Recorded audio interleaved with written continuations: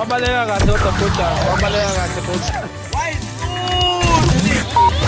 Somali ingoma yabona ulokhu sawona mlalelo wethu sakubingelela laphana kuhlelo lwethu okuyiGuluva TV lapho khona sikhuluma nosaziwayo noma sikhuluma sibheka laphana ulwazi olunjulu. Namhlanje sikhuluma no-anonymous wethu ezosichazela ngokubuya kwamalobolo ukuthi amalobolo ukuze ebuyele emumva abuyela njani. Sikubingelele baba, sikwamukele kuhlelo lwethu. Kuphi la kufinyelela khona iGuluva TV, uhlelo oluhle kangaka nolulanda isintu sethu sakwaZulu esihle esilanda neqiniso. Obingelelayo phansi eshowe umfana osolwazi kakhulu noma engeyena usolwazi kodwa obheka kakhulu noma injula buchopho yakwaDludla.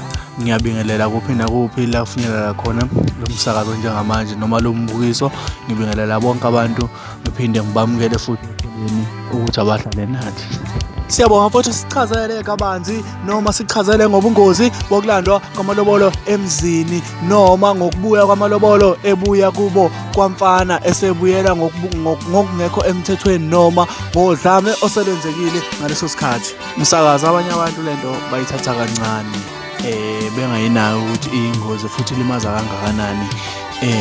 Lento lena iwumkhokha omubi noma iwumkhokha oqhamuka ezidalweni ongemuhle noma kube nokubambisana okungekho kuhle ezidalweni. Uzokhumbula ukuthi umakoti uyacelwa emzini aphinde acelwe futhi nakubo ukuthi sicela ukuthi uyogana. Uma uyogana uyiphathe kahle uphinde futhi usilethele inhlahla. Lokho kusuke kulethwe izinyanya zakini, kufuneka ebongwe.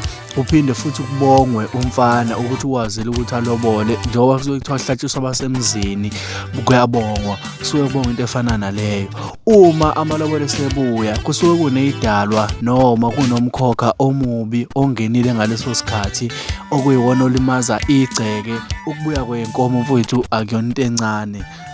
Mfowethu sichazele ngokulimala noma ngobungozi ekuyibona obenzakalayo ngaleso sikhathi. Uyabona mfowethu, zonke izinto osuke sekade uyishilo noma wayibika emsamo siye singanaki ngoba kanje nezibethelo mhlambe ekubethelwe ngazo umakoti okuzabe yinsika leligceke noma hlala la igcekeni, siye singayinaki yonke leyo nto. Siye sithathe ngokucasuka noma sithathe ngaleso sikhathi sacasukile ukuthi kumele abuyele emumva, kumele abuyele kubo, kumele ahambe axoshwe. Ibethelo mfowethu leze kuyizona ezibetheliwe zabikwa emsamo. Abanye abantu uma bethola ikhambi liyabikwa emsamo ukuthi njengamanje ikhambi leli silithole kwinyanga, engabe uSimamane, engabe uNgcobo, engabe uNzuza, silithole kuNzuza. Sicela ukuthi-ke mina bala ekhaya engabe uMapholoba ngaleso sikhathi, sicela ukuthi mina ngabe uMapholoba ubofuze nesikhanyisele lisebenze nibambisane kanye nalo. Niyazi sicela kumina akekho esingacela kuye ngaphandle kwenu, nisikhanyisele nibambisane kanye nalo. Kanti futhi uma kukhona okubi ngalo lingasebenzi. Lokho into eyenziwayo mfowethu, into ejwayelekile, into futhi eyinsada kubantu abalandela isiZulu. Kusuke kwenzelwane na ukuthi ikhubalo noma lingangeni lizolimaza la egcekeni, akuze ikhubalo lokuphilisa. Ngaleso sikhathi uma ingane seyixoshiwe noma umkhwenyane seyixoshile noma abasemzini sebedecide ukuthi ayihambe, lokho kuba umkhokha omubi, kuba insila embi kangangokuthi mhlambe kunezinyanya ezicasule kuyizona ezazikunika amandla ukuthi ukwazi ukuthi uyilobole. Ziyacasuka ngaleso sikhathi ungabe usabanawo amandla. Mhlambe ukuthola ukuthi kuthiwa hawu uyazi ukuthi uXolani selokhu wahlukana nobani, akanabhadi nomsebenzi akawutholi, aye mhlambe wathakathwa. Cha, usuke ungathakathwanga, ezinye izinto zenziwa yithina.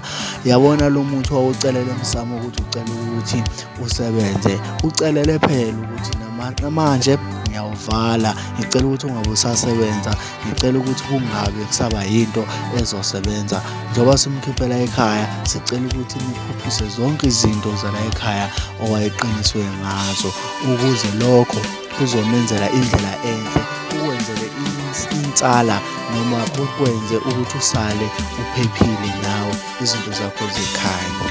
Mfowethu, sijabula kakhulu ngesikhathi sakho, kanti njengamanje mlaleli uma usekhaya uhlelo siyaligoqa. Siyafisa futhi ukuthi uma kunolwazi olutholile noma ulwazi olusalayo ofisa ukuthi ulwazi usibuze laphana, ungabheka laphana kwi-comment section, uphinde futhi ubheke laphana inamba izobhalwa laphana oku 079 841 41 futhi 63 079 841 41 futhi 63. Mina ngiphuma kanje manje, siyabonga.